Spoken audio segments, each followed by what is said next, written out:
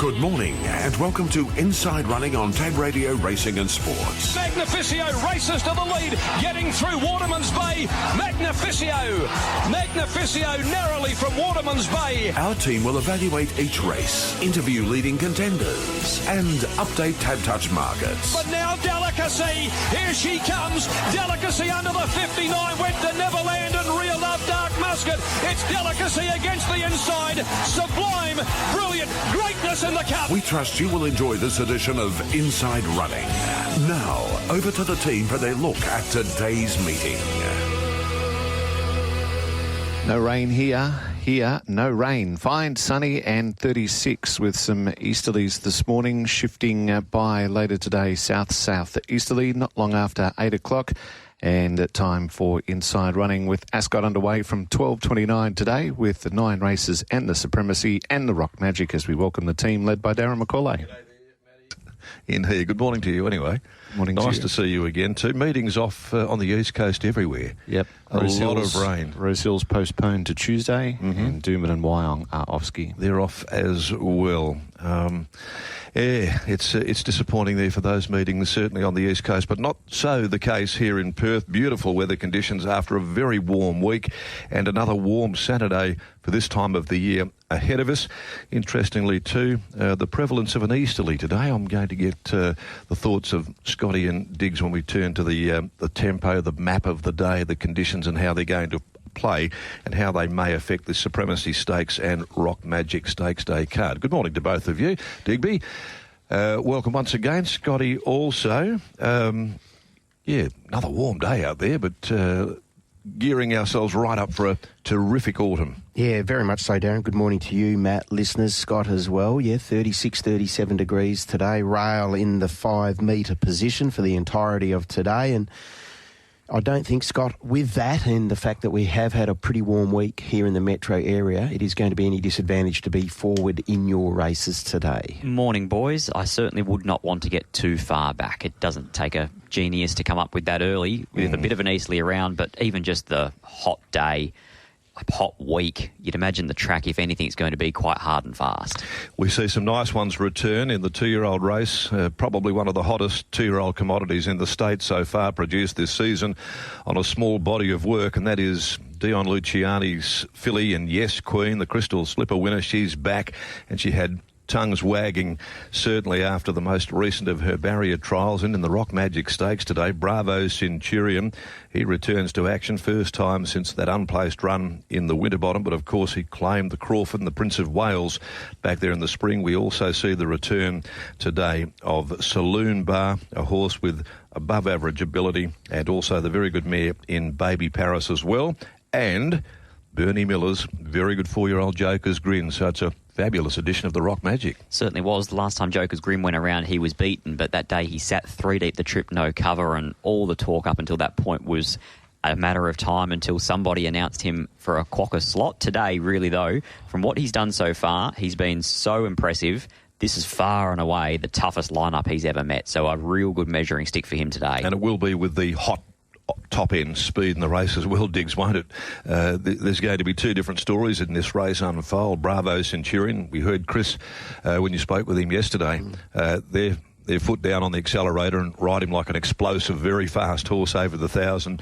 Jokers won't be able to go that type of pace. So, that sets it up, I think, for what he's able to produce at the back end of that race. Clearly he'll need to produce a career PB to win today, but I also like the fact that it is going to be a genuinely run 1,000 metre event because he can get a bit keen, he's fresh, he's early into his campaign, that we know, so you would like to think that they're going to rock and roll a little bit, so Pat will be able to find a spot probably just worse than midfield.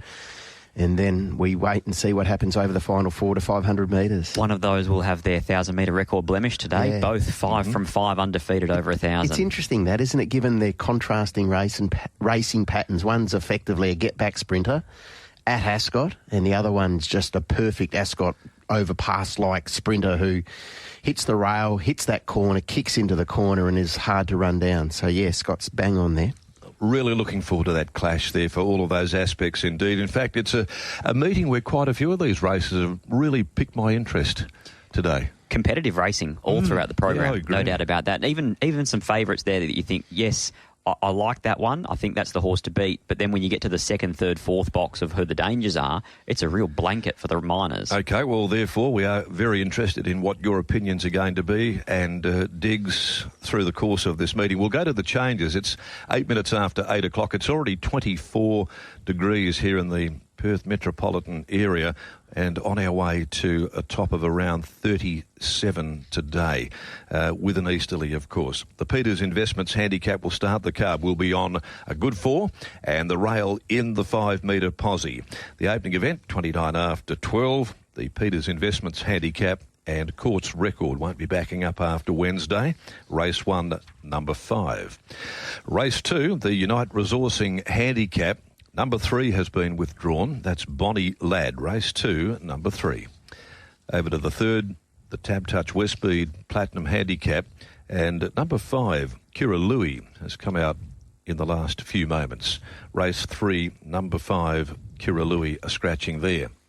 To race number 4, this is the C Corp Handicap. An amended time of 2:21 for this particular race. No scratchings, though. To race 5, the Bisley Workwear Handicap. Goes now at 2 minutes after 3. And number 6, Colossal, won't also be there after the run on Wednesday. Race 5, number 6.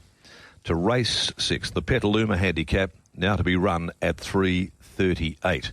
We take out the following: 6, Duchy's Demerit, and 12, Mr. Talentino. So 6 and 12 out of race 6. The Supremacy feature 2-year-old race here this afternoon at listed level, over the 1,000. Heaven Specified won't be going around again after contesting that race on Wednesday. And also out is 11 in Wayfinder. So numbers 2 and 11 out of race 7. The Rock Magic, over the 1,000, on the stroke of 5 o'clock. Looking forward to this clash indeed, like most. And there are no changes to come there. And the last event rounding out what is a very good day of racing, the Mrs. Max Handicap, over the 1,600 metres. And we have a near full field, almost at capacity. The last, no scratchings, 15 running in the last final leg of the quaddie. Good race too to round out the day there, certainly with a lot of interest indeed. So those are the changes for the meeting. We will take a break right here on Inside Running at 10 minutes after 8 o'clock and return here with our thoughts on today's program. Hopefully, we'll be able to dig out a few winners there for you all.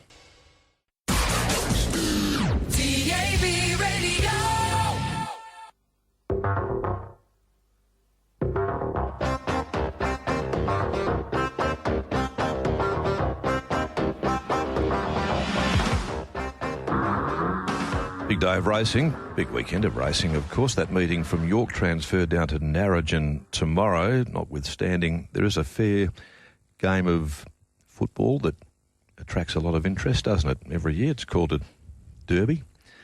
And getting lots of messages through here this morning, Diggs, from regular listeners to mainly the program during the course of the week, the Brecky Show with you and Timmy there. And one avid West Coaster has offered to buy everyone a carton if they happen to get up tomorrow.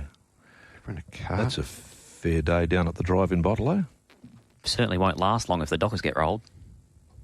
Well, that's it. He's an Eagles man, and the Eagles have to win, of course, to get the carton. I'm not going to declare who it is at this particular stage. I think it could be quite embarrassing. But if they happen to win, it'll be embarrassing for people like Scotty and I. Was last week. And the week before. Certainly was. Anyway, let's change tack a little and find a few winners in this circumstance here. We're going to have a look at the Peters Investments Handicap over 1,400, and Court's Record will come out of the opening event for the day.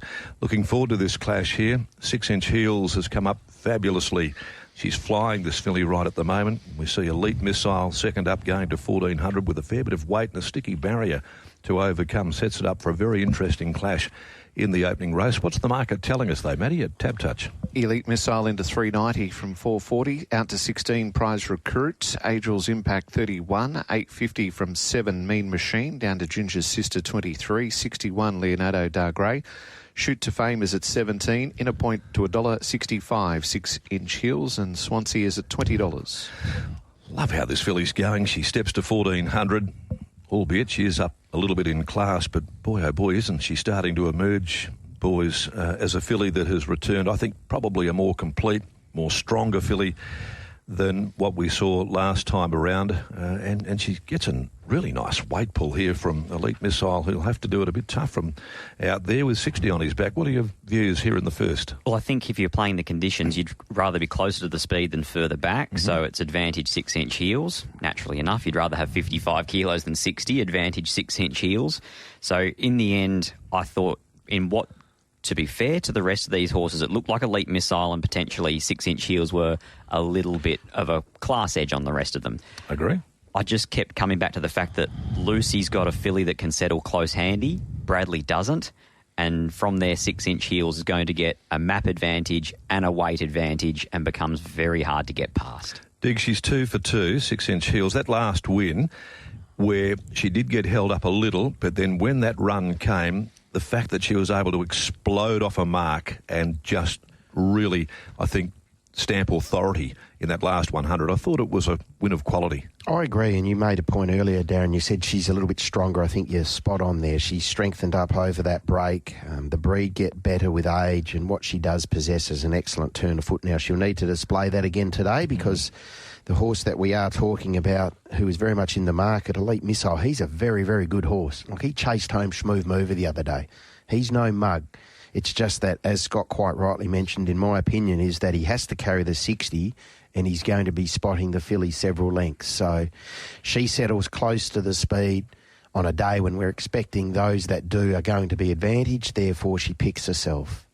Yeah, I would agree with you there too. I think that the factors work against Elite Missile, not only the draw, the weight, also, the fact that the conditions probably aren't going to serve him as effectively as what they may suit 6-inch heels. So I think that Lucy can kick the day off on a winning note, and she's been in fabulous form for a while. 6-inch heels, 9 for me over Elite Missile. Mean Machine on a backup from last weekend, Scotty. Let's dig a little deeper there in this 3-year-old's prospects here in the race. Simply had no luck last start, but is he down the pecking order? I thought he was sort of a 3rd, 4th type selection there. The winkers going on I like. He looks like he could use a bit of headgear just to sharpen him up a little bit. He travels into his races really boldly, but he doesn't really seem to be quite letting down like you think that he's got underneath the hood. So the winkers on was a positive for me. The stablemate Shoot to Fame won a pretty lowly Class 1 on the same day, but it was good to see her break back through. And realistically, for mine, the other horse worth noting is Prized Recruit. He's 11 out to 14, and he's drawn a bit sticky alongside Elite Missile, but he's had a really good prep so far. 9, 1, 4, and 8 with a weight pull and a map pull. It had to be 6-inch heels for me. 9, 1, 4, 8. Okay, so 9 with you. Diggs, 9 with you? 9, 1, 4, 8. I see this race exactly the same as Scott, Darren. I'm very similar. 9 from 1, 4. I'll include Prized Recruit, albeit from this sticky draw. He drops back into this 3-year-old handicap after taking on the older horses last start, and he was very competitive there. So I'll include him in my top 4, but I'm very keen about the progression of this filly. 6-inch heels, Matty. Number 9, open bracket for Scott and Digby. 9, 1, 4 and 8 closed the bracket, and Mac has gone 9, 1, 4, putting in 2 for 4th. Prized Recruit. The second is at 4 after 1. Unite Resourcing handicap, it's over 1,000. 3 is scratched. Talking Gibberish is 220 from 240. 550 out from 460. Yeah, righto. 3 is out. 4 Flick the Switch at 16. 18 Golden Fighter. Amaroo Star 380 into 240. Defiant Diorites at 34. And Olivia's Me Mama at 51. Another good clash early on in the piece, isn't it? 2 Talking Gibberish, our favourite, 220. If you're looking at that tab touch market this morning, and Damaroo Star at $2.40. So there's not a lot between them. Interestingly, tactics. One thing that we have come to learn, and that is now very evident, that is that Talk and Gibberish pretty much has to lead Diggs to win. And with that in mind, I dare say that Chris will give her a really good positive ride, and I think if he does that, she's going to be awfully hard to beat. That win the other day, it was a really, really authoritative victory. She ran the clock, no doubt about that. They being Amaroo Star and Talk and Gibberish, went around over the 1,000 metres in different races, and Amaroo Star was wide, had to do a bit of work. Yeah. It gets a better draw today and a more favourable map. But the manner in which Talk and Gibberish dropped them off turning for home was very, very impressive. it's not often that you would compare raw times, but the opportunities you get is when it's same day, same track, same conditions. And so for Talking Gibberish, she broke 58 the other day. She was electrifying, just ridden for pure and utter speed. And just absolute, and I must admit, turning for home, I thought, okay, this will be interesting, because she had to do a little bit of work to find the top. But when Chris then opened her up, she just dropped a gear or two. She flattened out and she put an absolute gap on them. So is this a tougher assignment? I'd argue yes, it is. But that, for mine, was a career best performance. Certainly, and I agree with everything that you've touched upon here in regards to the mare. This 3-year-old Amaroo Star, and whilst this is a stronger race than last time out, but geez, drawn sweetly there, races handy to them. I think there's a lot of merit under 60 kilos last start to cover the ground and do still what he did. Clearly, he's in the zone right at the moment for Simon Miller and drops 4 kilos on that run. I thought that they were the pair, and the market says they're the pair. They don't, you're not finding anything that anyone's missed there. I probably do come back to the fact that, yes, he was wide, yes, he was working, but as Lucy said post-race, they weren't going that quick. And so she wasn't actually doing that much work. She was just idling along in a nice rhythm and ran down a maiden in Lucky I Am, as opposed to a high-class leader today in Talking Gibberish. I went 1 from 6, care of the fact that I had convinced myself that Talking Gibberish had the speed to cross those underneath and find the fence. Looking at her last 5 runs, she's found the fence twice, and she's won by a combined margin of 6 lengths.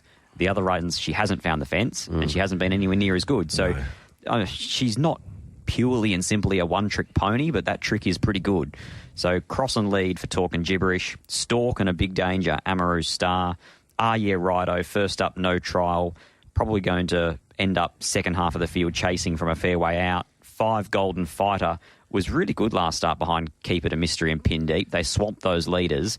He was the one that sat close handy to Sinful Living, who's since won out of that race, and he was still there at the finish. 1, 6, 2 and 5. Okay, Talking Gibberish, Scotty. Diggs, yes. Are you doing the same? Yes, I am Talking Gibberish. So 1 on top from 6 Amaroo Star, 5 Golden Fighter. That recent run was good. In fact, this fellow does some very good racing down here in the metro area. And 2 Righto. Just again didn't like the map for this horse, albeit he does have his share of ability. 1, 6, 5 and 2. Not for the first time Talking Gibberish for Diggs there. 1 on top there with him. I'm going to go just from a point of difference with Amaroo Star. Just see it getting a lovely run tucked in behind them, and if there is a fault with the 4 kilos, 3 kilos there between them today, maybe Amaroo Star, but I think that they'll run the Quinella here. What do you do with Flick the Switch in this circumstance? Brought some wonderful Great Southern form up, had a bit of value in the race as well. Now into $16 from 31. Is it a, forgive type of a performance last start? They said that she didn't travel was one of the reasons they apportioned to the performance. So did she stay or did she go back to Albany? Well, I don't know that. Yeah, but it was a reason detailed in the Stipes report anyway. I mean, I'm respectful of Sammy Faithful's yard. She's got a wonderful strike rate, but I'm probably looking at Flick the Switch and saying it was winning form. Whether it was good form is a different discussion. No, I don't think she was beating along. Yeah, this is strong. 6 and 1 for me. 2 Righto, fresh as a daisy, no barrier trial, and I'll include Flick the Switch there from the low draw. Maybe a little forgive on that last effort. 6, 1, 2, 4 there, Matt. All right, number 1 is Scott's tip, 6, 2 and 5 for the minor. Similar from Digby, 1 to beat 6, then 5 from 2. And Darren is 6 with 1, 2 and 4 for the minors. In race 3, it's 17-2 for Tab Touch. This is a West Speed Platinum handicap, and it's over 1,400 with 5 out. The market shows Idyllic Ruler 26, 13 into 950, the Spruker. Grand Reserve now at 23. Rocket Juice is 6 in from 17. Audio Boy is at 23, 350 to 330, Terratif. Bowler's Sack is a 480 in from $12, 6 into 480 playing Quest. Zach Loves to Fly 61, 34 Arnie's Boy, Fortune's Luck 15, 34 for the bottom one, number 13. Thanks, Tim. What's doing there? Oh no, that's a newie. What do you call it? Bowler Sack. I don't know. I need glasses. All right. Just had blurred vision. Bowler Sack. Is it? What did I say? No, Boo Sack it is. Boo Sack. What did I say? Oh, well, what did you say, Scotty? You looked at me and I looked at you, and Thought, there's a newie. Timmy'd be proud of you right at the moment, mate. Look, I aim to please. That you have done. Not as invested in this race, Diggs, as maybe the first two. No, I found this a really difficult race to dissect, and I actually went shopping for a little bit of value, and I thought the effort the other day, and we'll talk about Deferred a little bit later this morning, of Fortune's Luck in behind Deferred wasn't terrible. It wasn't a case of this mare being 3 deep. She was sort of 2.5. She just never was able to actually get any real smother. And I'm just thinking from barrier 2 today, 1,400 metres, she's fourth up into a campaign. She's at a distance which suits her. I just thought the $14, $15, $16 on offer in what I found a very, very difficult race wasn't the worst way to go. Yeah, I think it's one of those type of races, isn't it? They're a typical West Speed Platinum. Favouritism is with the Pike Mount Terra Tiff dropping back to 1,400, dropping 1.5 kilos on that run. Hardly compelling at $1.30 last start. I mean, she didn't get the right run, held up a bit, but she also maybe just didn't run the trip. She was there first time, 16.90. Yes. She had the weight. It found her out. And that's the point, getting back to the 1,400, probably much more in her wheelhouse. One horse who might not have any issues with that, and whilst it's been a little while since he won, the stables just all of a sudden tick right over into a nice bit of form recently, that of Steve Wolf. I'm looking at maybe the Spruker, not that I've tipped it on top, but interestingly, Diggs and Scotty, it's the first time back in this class since September of 2020, a long time ago. And back to 1,400, whilst the gate might be a little bit of a challenge, barrier 9, is it not the worst in this race? I've got him in for second. Okay. I just like the fact that it's a big drop in grade, Scott, for a horse who he can be a bit in and out, but he's been a very handy galloper in better company than this over a long period of time. I've got 7 winning chances marked in this race, and Fortune's Luck's one of them, and the Spruker's one of them. So no issues from me. Another one that's in my winning chances bracket at big prices is Idyllic Ruler. Yeah, back. The toppy. Yep. First up. Last preparation over 1,400. He was beaten in the last stride after leading. So if he was to get across... So how do they ride him today? Do you just roll across? I think he's an easy one. If he jumps, you ride him forward. If he doesn't, you go back because he can miss the kick from time to time. What do you do with the horse who is in the market here as well, once again, at $4.80, Playing Quest from Michael Lane's yard down in the southwest? Diggs, do you think, is he more accomplished on his home deck than coming to town? The stats would suggest that. Well, the stats say yes. You know, he's duck egg from 4 unplaced runs. I was going to say 4 or 5. 4. So, yeah, you're right there. Luckless the other day. With even luck, does he run top 3 the other day? Probably, maybe. I don't know. Minor end only. I don't want to tip into him at that quote, but he's, I dare say, Scott, would he be one of your 7 winning hopes in this race? He's one of the 7. Yeah, okay. So it's that sort of race. All right, a magnificent 7. Can you nail it down to 4? 7, 9, 8, 1. I'm forgiving of Terra Tiff. Previous win was really soft. 9, Playing Quest, had excuses last start, but the BTC is his home ground. 8, Busak, building into it, going nicely. 1, Idyllic Ruler, in the world in which he was able to jump and cross them to give cheek at nearly 30-1 now. 7, 9, 8, 1. 7 on top, Terra Tiff. Diggs, and let's lock yours away. Yep. Fortune's Luck, $15 each way. 12 on top from 2, the Spruker. 9, Playing Quest, and 7, Terra Tiff. 12 each way from 2, 9 and 7. Okay, yeah, Terra Tiff for me, it's a tip, but it's no bet really. I think maybe back to the 14 here. Pike's still aboard, 57.5. I'll go that way. To beat number 8, I'm going to include, albeit from an awkward gate there, Busak, like the way that it's come up. 2, the Spruker. And I do agree with you, Digby. I think that Fortune's Luck's definitely worthy of including in our top 4 at the value. So 7, 8, 2 and 12 there, Matt. Scott's with 7, ahead of 9, 8 and 1. Diggers has selected 12 from 2, 9, 7. And Darren is with 7 to beat 8, 2 and 12.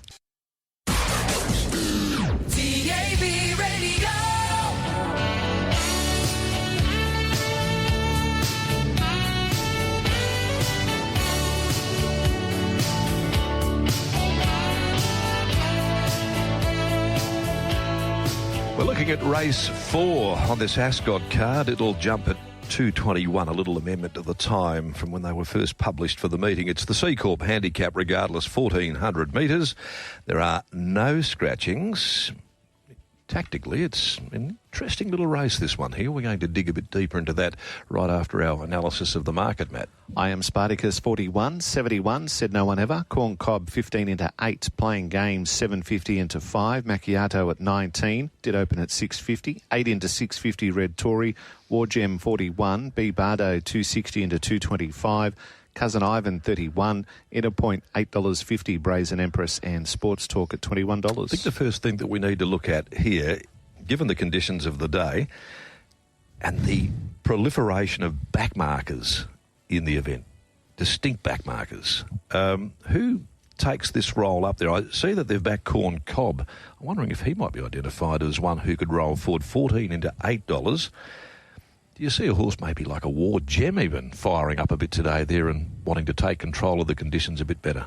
Yes, Corn Cob, no War Gem. Right, okay, so no War Gem. No, I'm pretty confident that Corn Cob's the leader of this race, and one that'll settle closer than probably what they anticipate would be Brazen Empress from that middle draw.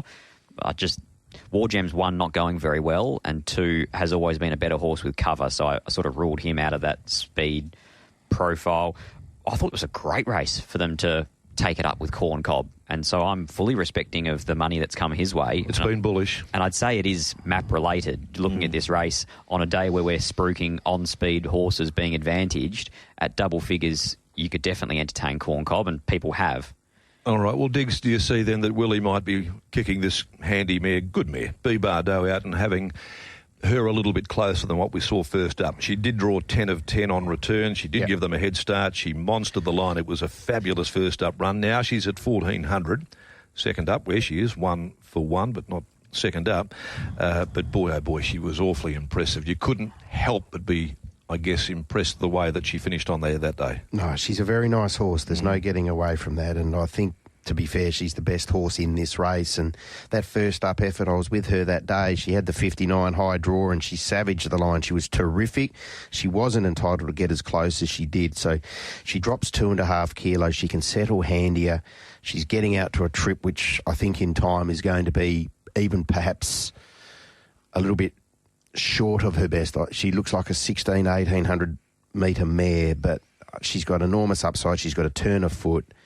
And I just think it's a really suitable race for her today. Well, in fact, she did go to 1,400 second up last campaign and get the job done off a victory at 1,200. So she is one of those that will take, really good improvement early on in the campaign, dropping that 2.5 there. I think that she's nearly the best bet for the day, Scotty. I think as long as she doesn't get herself caught up in a world of traffic turning for home, this mare is the one to be with today. I think that she's capable of going.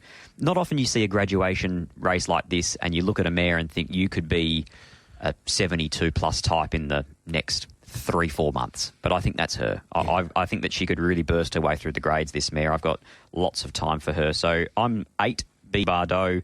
4 playing games. Last 2 runs have been excellent. The one behind our Rocky Bay got too far out of her ground, got held up at a key stage, monstered them under 60 kilos last start at Ascot.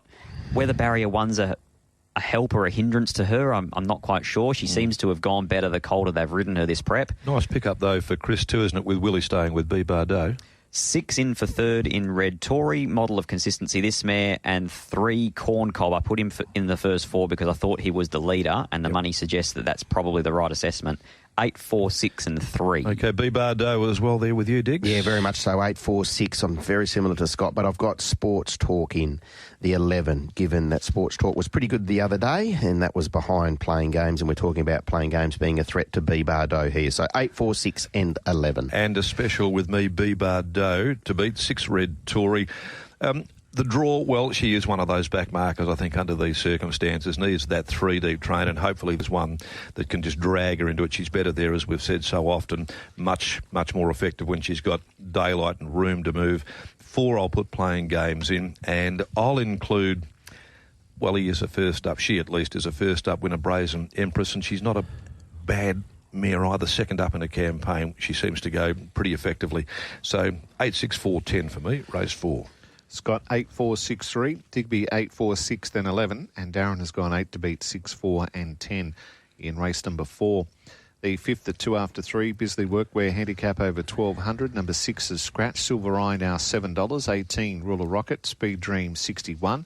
Into 8.50, just St James. Siberian Siren $4 in from 18. 360 into 3, Deferred. Blue Rocket is at 5.50 from 6. 26 for Hammer Mill. Invincible Ruby 34.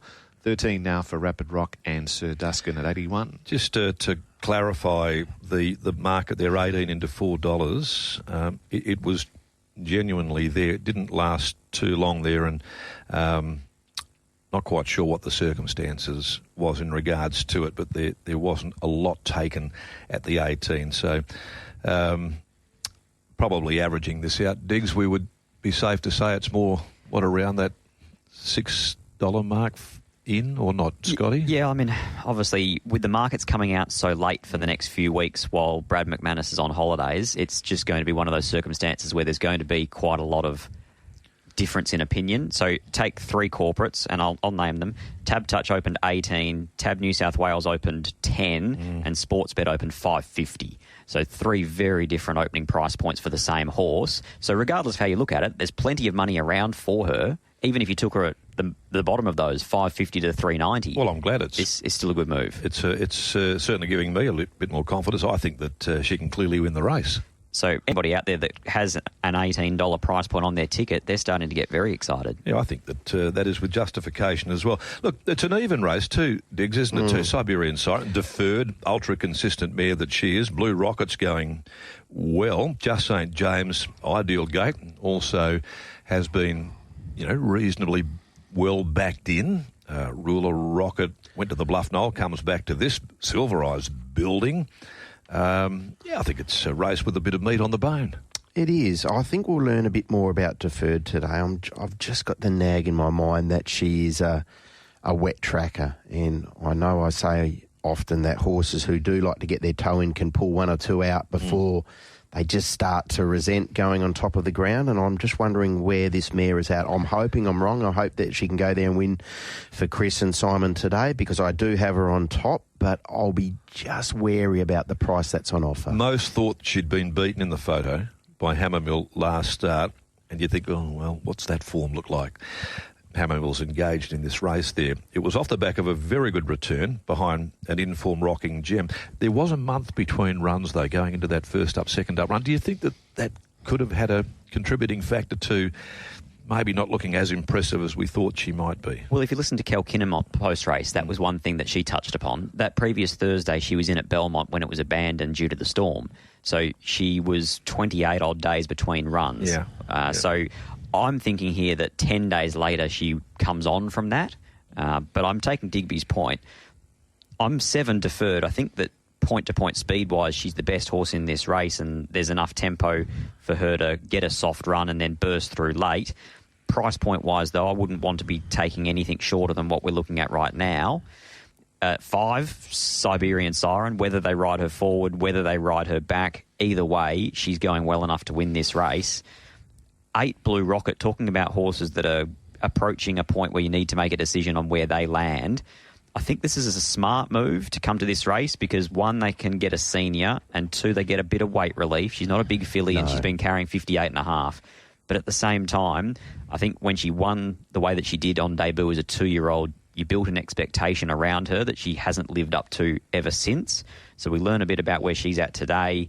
And Silver Eye, he was much better last start. Forgiving that first up run, he had that setback in between the trial and the races, so I can be forgiving of him. 7, 5, 8 and 1, but it was a race with a few questions for me. Yes, I agree with you. Siberian Siren is the way that I'm going. I love the fact that she's come back to the 1200 this afternoon. Very good first up at this journey to Golden Vale. Punched out a nice, tidy little 33.5 back in 600 from near the tail and rattling to the line, and then jumped into a 72 plus next time around, beaten a length to Watch Me Rock, no less, and drew very wide, went back at 1400 last start. and still wasn't that far from the winner, only a length and a half there that day. I tend to think that this is a nice race for Siberian Siren if even luck can come her way. I think that she might be able to beat 7 Deferred, 8 Blue Rocket. These are the similar numbers, no doubt, that we're all going to share.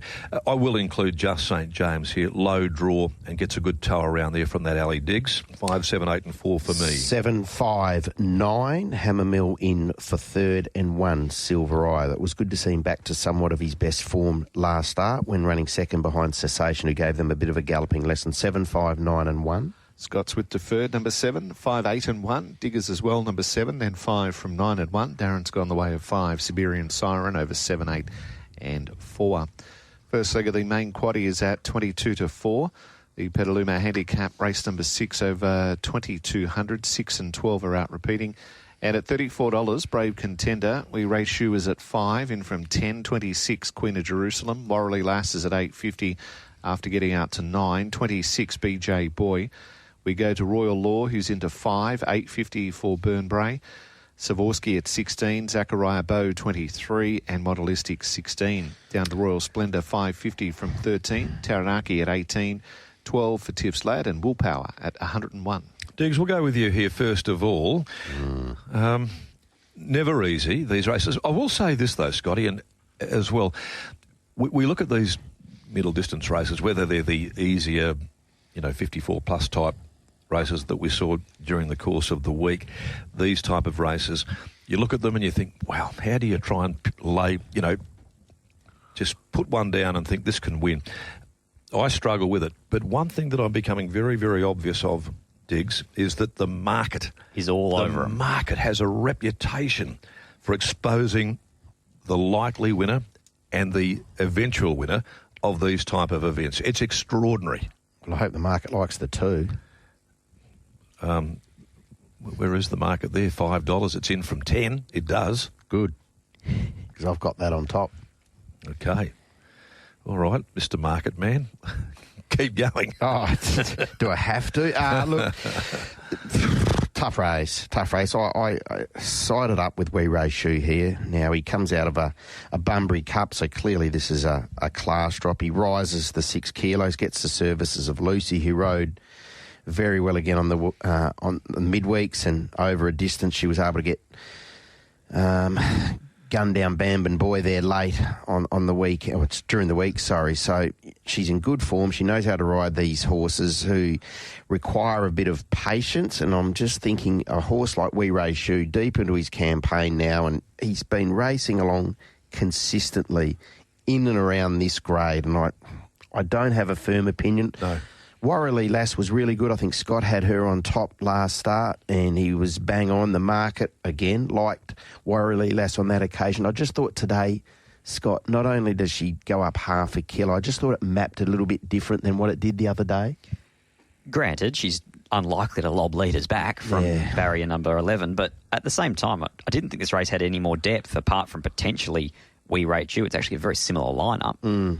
As someone who does as much form as you do, and you're deep into the analytics of it all, do you sit there sometimes when you look at where you'll see a race and you don't have a firm view and we're all the same opinion, and the market just launches? Do you sit back and think, wow, and when they win, how did they find this? Of course, and then I spend probably too much time backtracking afterwards trying to work out how, whether there was a pointer or a marker.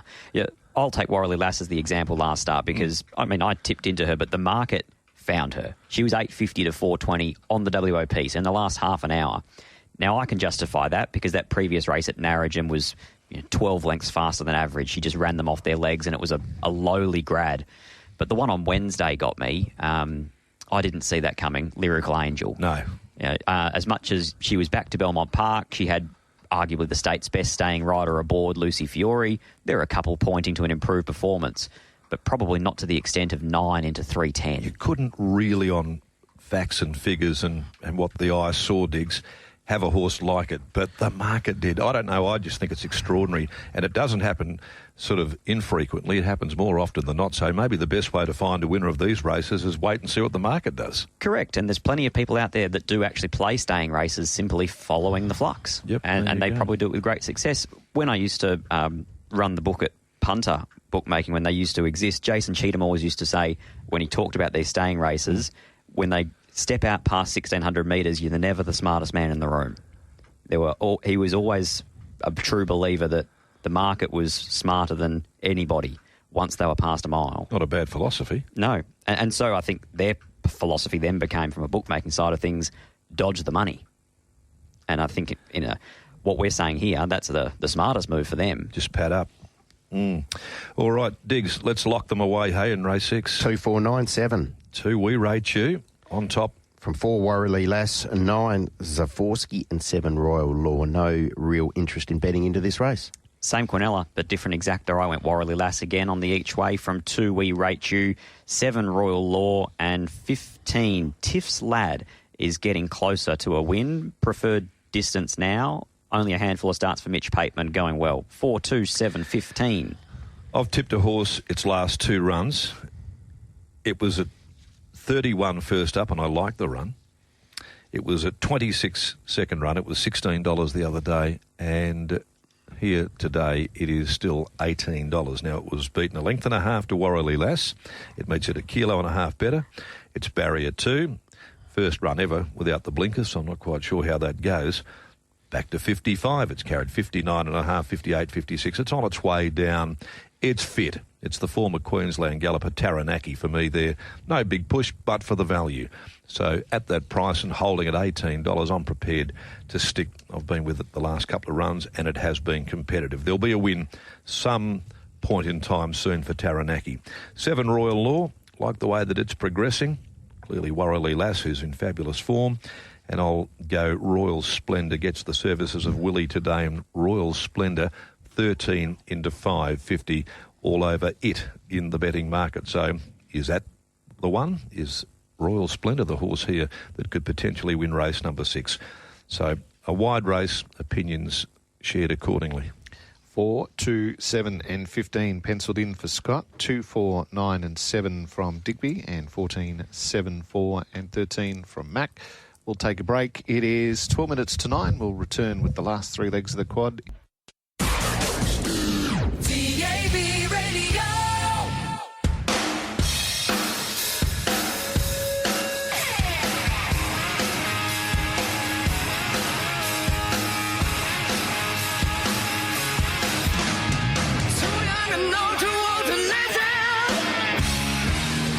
Welcome back. Great to have your company this Saturday morning. It's warming up. We're heading towards 26 already, on our way to a top of about 37 today for the Supremacy Stakes meeting.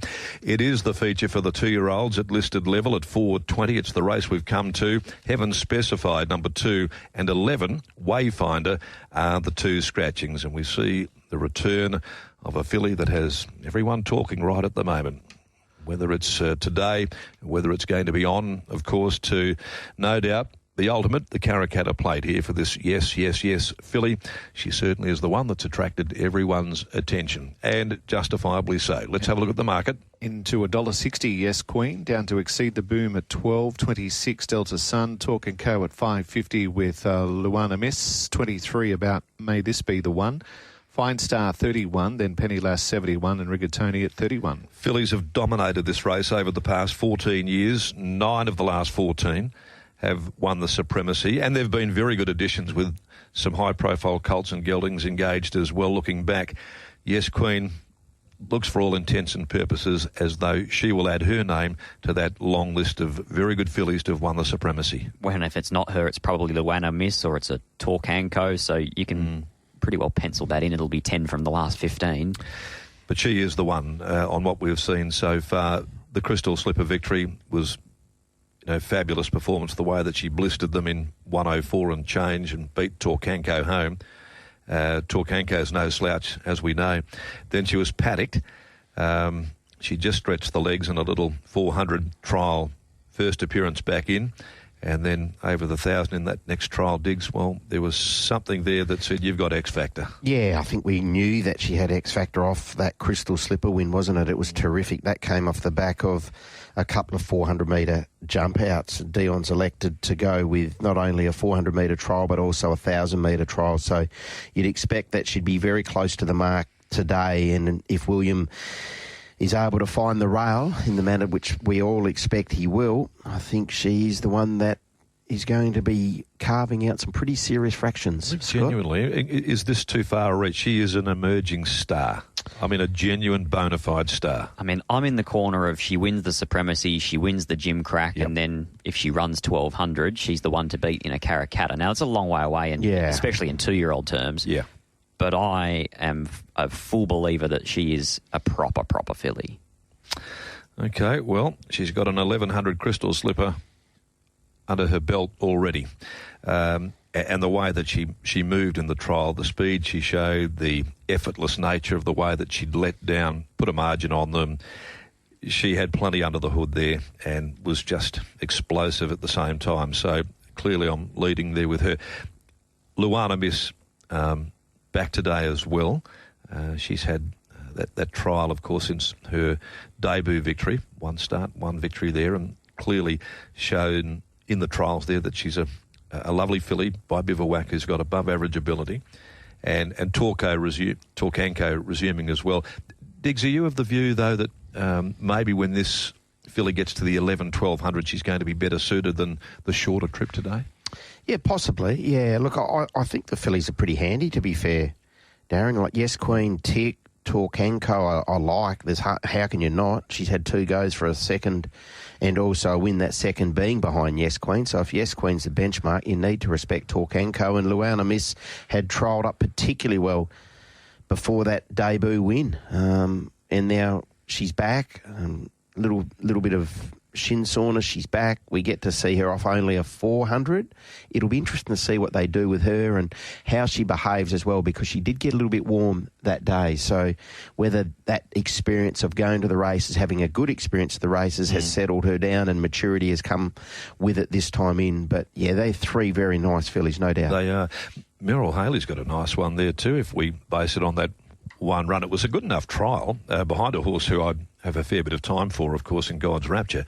But gee, the run of Delta Sun, I know it skived the fence, but to come from where it did and run the numbers it did it catch you a little bit by surprise? It was eating up the ground, and when they went past the post, 50 metres past the post, it was 2 lengths in front. It was a great replay to watch. Very, very encouraging. But from the wide draw, they probably end up near enough to last again over 1,000. This isn't its race. No. I mean, I'm already excited for a Gym Crack, because you take these 3 fillies that we're talking about today and you add in God's Rapture, you add in Wonderfully Made, who was any sort of debut. It was a big run, wasn't it? Exactly. She's a good run, Wonderfully Made. It was a good run. Those 2 midweek, I know they were only midweeks, but they hit the line together. They're good as hell. She's hot. They're both fillies. Anyway, 1, 6, 5 and 10. Yes Queen went up 240. Unbelievable Wednesday afternoon. I think that she will jump ridiculously short.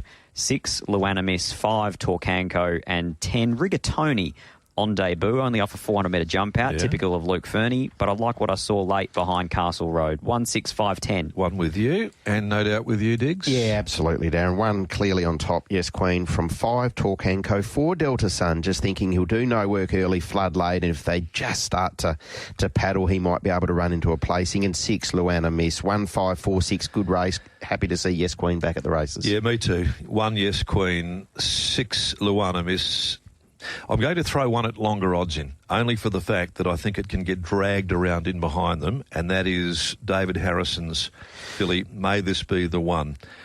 Placed first up from barrier 11, did some toil in the race that was won by Split the G. It just could be a little bit of value at around $23, latest market there, from a place perspective. Just getting that little toe ball run throughout.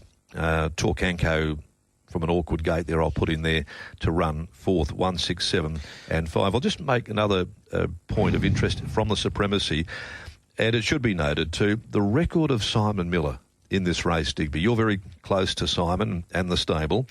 Over the last 14 runnings of the race, he's produced no less than 8 winners of the Supremacy Stakes, a record. Fabulous. Has Fine Star making its first appearance this afternoon, first run in the race as well. But paid some money for her as a weaner as well, so clearly there was an opinion of her as a type and with the breeding and the like. But I think Simon's just behind the 8 ball with his babies. That's been evident this season. It certainly looks to be the case, doesn't it? 1, 6, 7 and 5 there for me, Matt. Scotty's 1, 6, 5, 10. Digby 1, 5, 4, 6. And Darren is 1, 6, 7 and 5. In race number 7, the Rock Magic is race 8 at 5 o'clock over 1,000.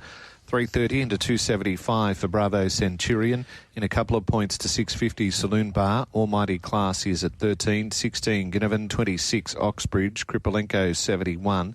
Baby Paris at 13. 51 Keep Reading. Premium Choice is out to 15 from 8. 3.80 into 2.70 Joker's Grin. Really interested to get your views, both in regards to who leads here. How difficult will it be? If Ginnivan can jump well, will it be for Bravo Centurion to take him on and try and burn him off? Will he try and burn him off? Will Ginnivan not buckle to that and just take the trail and want to sit behind Bravo Centurion? Because as Chris said yesterday morning, his comments were very, very interesting when he spoke with Diggs and Timmy. This is a fast horse. He knows one way, and there's little point wanting to fight a horse like him with his talent. And I think the last thing you want to do is bring Joker's Grin even closer to you on the corner. So, I mean, I probably do expect that the fireworks are going to be on start to finish, because I'm not convinced that Ginnivan's out there to hand up. So all of a sudden Bravo's going to have to pour the pressure on to get the spot he wants. And he's been jumping very quickly, Ginnivan, in those trials. We know that. And that's the way he is. He's a fast horse. And you're right, Darren, this horse of Luke's, Bravo Centurion, is really exciting, but he's a big, strong, aggressive sprinter. He's a fast horse. He's a beast. Yeah, he sprinter. wants to run fast. And that's where I think if you get caught up in a speed tussle, you know what'll happen. If you're a Ginnivan in these circumstances, you're probably going to get beaten, and you're going to feel the run. You would think on the face of it, when you're lining up against a horse like a Bravo Centurion, big monster sprinter, and he will go forward, and he'll go forward and fast. No barrier trial. You'd have to imagine that he's going to be jumping out of his skin when he comes to the races today. We know what he's capable of. We also know what Joker's Grin is capable of. It's almost set up like a bit of a pantomime, this, when you can see it all unfolding on the stage, and there's one of the actors coming up and tapping on the shoulder right near the end of the show, and it could be a Joker's Grin. If Baby Paris got caught 3 deep and Joker's Grin's 3 deep with cover on the back of a nice mare that'll drag him into the race, it's more than game on. Yeah, it's a good race. There's a bit of theatre with this Rock Magic Stakes. It's a fantastic race. Can't forget Saloon Bar. It's a seriously good horse. He has found Bravo Centurion a little bit too good for him on occasions. He has. But he'll be flooding home late. The trial recently behind Westdale was good, really good. Broke a minute there at Belmont, so there's no knock there. Terrific race. Premium Choice, handy sprinter, fresh, low draw, gets the toe ball. Can't wait. Great race. Continue on, Diggs. What do you like? What are you going to put in, mate? I'm putting in a horse who's proven at weight for age over 1,000 metres, and under the conditions of this race, he's well placed, and that is Bravo. He hasn't trialled, as opposed to Jokers has had the two, but this race, has been a target for the pair of them, and I'm just siding up with a horse who's going to turn for home, give a kick, and then Jokers is probably going to have to run low 33s to gun him down. Can he do it? Yes, he can. Will he do it? Well, I'll tell you at 5 minutes after 5 o'clock. One on top from 10, Joker's Grin. 9, Premium Choice, just by virtue of the run that he looks like he's going to get. And 2, the flashing Saloon Bar. 1:10.92. He does look very well in under the set weights penalties, Bravo Centurion. He certainly does. 1 for me as well, Bravo Centurion. If you told me that he would cross Ginnivan in the first 200, I'd be quite bullish, but I just... Do you think he will, Scott? Sorry, Scott, to interrupt. Do you think he will? No. You don't? Oh, I know. I'm in 3 minds over it. What's your third mind? My third mind is that Bravo misses the kick. Let's hope that doesn't happen. Well, it is a racetrack. Anything could happen. Yeah, I know. I think it's going to be fascinating. The first 200 metres, it's just only a 1,000-metre race. Everyone's watching start to finish, or any race. But I think that first 200 metres is key to the outcome. Yeah. 1 Bravo, 10 Jokers, 2 Saloon Bar, 9 Premium Choice. Yeah, 1:10.2 for me as well there. And after that, I'm not really sure. I've always loved Baby Paris. She's great fresh. She's fantastic fresh there. And, 55.5 kilos. I think that she's pretty well in also. So I'm going to include her, but I could have had Almighty Class with a look at the shades today, and you could have had a premium choice as Diggs has done so in his selections. But gee, it is a really absorbing race, and we can't wait for the Rock Magic today. Be looking forward to seeing old Rocky out there as well. He's a bit of a regular now at the races, isn't he? After his deeds of the turf, they still haul him out and bring him back and show him off, and he'll lead the Rock Magic Stakes field out today once again, Matty. Where the consensus is 1 and 10. 110.29 from Scott, 110.9 and 2 from Digby, and 110 then 2 and 7 from Darren. The final race is at $5.38 for Mrs. Max, and it's over 1,600, no scratchings, and at $20 Desiné, Filthy Habits, 5 into 9, 20 for Zafira, Angel Undercover at 10 out from 650, out to 7, Secret Attraction Open 460, 31 now for Wango Award, Yarralee's at 26, 41 above the peg, 16 into 11 here for Checks, Uncompromised 61, 41 Count the Sessions, Belidi Miss at 21, 950 into 650 our Rocky Bay, Strike Now 126 and 370 into 340 for Trio. A good race to round out the day. Yeah, very much so, Scott. I must admit, when the noms dropped, I was a little bit surprised by the volume of noms for this race, the 72 plus mile. We've seen some horses in the Grandstand Cup, and that's been at small fields and the like, but I just thought this might be a bit light on, but I got that 100% incorrect. Capacity lineup. What about from the racing department too? This is the last leg of the quaddie. First leg is the stayers. It's good for quaddies. Yes. It is, but it'll be one out, won't it? So there'll be people loading up here and probably loading up in the staying race because the filly in the Supremacy. Which way did you go? Oh well, I've gone here with Pikey in the last. I've had to go back to a bit of the old to go forward and find the future, and that's Trio. I was a little dubious about him on a couple of runs, and I think with every right to be. Maybe I was a bit harsh on the horse at the 1400 two starts ago.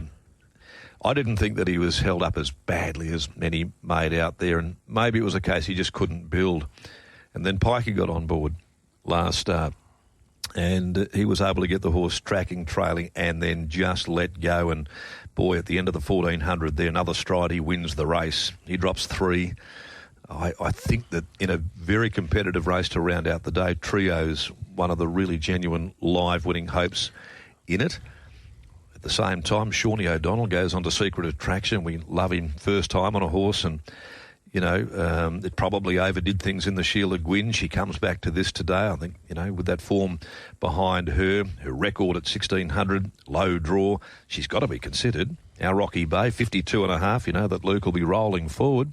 And if it's an on-pace kind of a day, it's the right spot to be for our Rocky Bay, who is 950 into 650 in the market. And then the tough horse, the horse that won't lie down, Filthy Habits, they bet 9. It's into 5 at the moment, Scotty. And you've got to have him there because you would have to imagine that if he's not leading, he's outside whoever does want to lead, and he'll make sure that they know they're in a race. That's the thing. If our Rocky Bay leads under the 52.5 and Filthy Habits is to his outside and happy to pour the pressure on from a long way out, in a capacity lineup, they could string out over quite a lot of real estate. It could be a big distance top to tail. Yeah, and I've missed others there, Diggs, like, Zafira. Does she take medicine early, go back, find her back, get to the line? I know that, they've mixed up a little bit tactically how she's been racing more recently. Angel Undercover, question mark. Does she handle 1,600 first time around? I'm not quite sure. I like the race. Just got to try and find the winner. Look, I'm with you. The effort of Trio flooding home over the 1,400 metres last start would suggest the step to a mile is not going to be any issue, and clearly it was a logical progression. And just drawn that spot there where you'd like to think Williams probably 3 deep with cover. In saying that, how far off them will he be? Should Luke be handlebars down on our Rocky Bay? That remains to be seen. I think you need to disregard the recent run of Secret Attraction. William elected to ride Secret Attraction the other day, and it didn't work out. Now out to a mile, this mare is suited over this distance, admittedly. That has been in the Goldfields, but she's a very, very talented mare, and you'd like to think from that gate today she gets a sweet run. But I did go the way of 15 Trio from 5, Secret Attraction. I went 13 Our Rocky Bay, just a 52.5 after the claim of Luke, and you know where he's going to be in the run. And 4 Angel Undercover, going undeniably well. It's probably just a sticky gate for Jade to navigate. Good little race to finish with 15, 5, 13 and 4. Scotty, do you like it as much as we do? I certainly do. I'm keen in the last. I think the $7 each way about Secret Attraction is a great price to round out the day. With the speed on, she should get a lovely run close handy to it, and I just think Willie Pike got it wrong the other day. She just was an unhappy horse. Well, she was unsettled. She fired up. Just couldn't get her to breathe and relax. The first 800 was 12 lengths slower than average. So she was fired up because she was being strangled. She wasn't allowed to run. So I think here today, with a genuine speed on, Sean O'Donnell can park her in behind the tempo, and at $7 each way she gets me. 5 Secret Attraction, 15 Trio. That was a great run behind Our Rocky Bay. It was the quintessential be on me next start run. And here we are today, definite winning chance. 4 Angel Undercover. She's got good point-to-point speed. So if she does run the mile from barrier 2, she's very dangerous late. And 1 Dessinée hasn't copped a mention just yet, backing up out of a Grandstand Cup and ran 3rd in a Bunbury Stakes 2 starts prior and beat home Watch Me Rock. So some sort of blowout chance at 20 plus. 5, 15, 4, 1. I'll be looking for Trio out in the shadows of the stand down the outside here in the last. To beat 5 Secret Attraction, 13 Our Rocky Bay, 2 Filthy Habits, but a really good leg of the quaddie to round out the day. Matt? Scott ends with 5, 15, 4 and 1. Diggers with 15, 5, 13 and 4. And Darren is 15, 5, 13 and 2. Okay, so we come to that time now where we have to try and define a best. One at the shorter odds here that you think might be a bit risky, and maybe another way to find a bit of extra in the play of the day. Digby, your very best. B. Bardot. Yes, agree. Scotty. B. Bardot. B. Bardot. We're all BB for BB there. B. Bardot. Now, this is a difficult one for me because I know that there's egg coming, more than likely. Diggs? Yes? Your lay of the day. Elite Missile. In the opening event. Yeah, just because I thought 6-inch heels was the way to go there. And so it's got 60 from an outside gate. yeah, that's right. Okay, I like the horse. I like the horse. I just don't like the map and the way it pans out for him today, potentially. Okay, I'm just putting my dunce's hat on, Scotty, as you give me yours. Well, I think in race 2, Talkin' Gibberish and Amaru Star run the Quinella, so it's a pay 1-2. So I'll be Righto a ticky. Okay, you lay. Yep. Right, okay, ticky there. My lay for the day is in that race, Talkin' Gibberish, because I've tipped Amaru Star. So at the shorter end of the scale, Talkin' Gibberish, but as I say, there's a big orange coned hat sitting in my bonce at the moment, Diggs, more than likely. 371 on offer, about 6-inch heels into B. Bardot. That is my play. Fair call there bland, as well. but I think I think it's that kind of day. I think it's the sort of day that it is. To use a word of Justin Longmuir, it's a bit vanilla. Beige, off-white. Just vanilla. Bit like the Fremantle Football Club at present. Could be seek.com.au come Monday. Harsh. Well, I mean, if we're playing simple, 6-inch heels into Yes Queen's $2.70, the 2 obvious ones on the program, but I'm going to be, for the play of the day, Yes Queen into Secret Attraction each way. So if Yes Queen gets the job done like we expect, then you end up with $12.40 Secret Attraction on the win side and $4.30 on the play side. Like it. Okay, my play of the day, I'll load up with my best B. Bardot, all up, race 5, Siberian Siren, all into Trio. Right. Race 9, Scotty, what does that give me, mate? 225. Thank you. Into so B. Bardot Siberian Siren. Siberian Siren 380. Yep. And then the last leg was Trio in the last. I'll put $30. Does it give us something? Put those together, Mac. That Trio, pardon the pun, becomes $30. $30. Flat. There you go. Hopefully it can deliver the goods. We'll be happy with that if indeed it does. Thanks for your company, Diggs. Thank you. Have a great See day. you out there. Looking forward to this meeting. Yep. It's got some It's got some real intrigue about it, a number of these races. Yeah, very much so, very much so. We get to see the babies back as we build towards the Karrakatta on Quokka Day, and I dare say we're going to see some horses go around in that Rock Magic Stakes who we'll also see on Quokka Day, either in a Joey or the big one. Let's hope that is the case. Scotty, all the best today. See you down there, Mounting Yard. Stay cool. Indeed, 37 degrees, and there'll be a little bit of humidity out there, no doubt, as well, with that easterly blowing. Thanks for your company this morning. We trust that you've enjoyed the show, and we found a few winners there for you.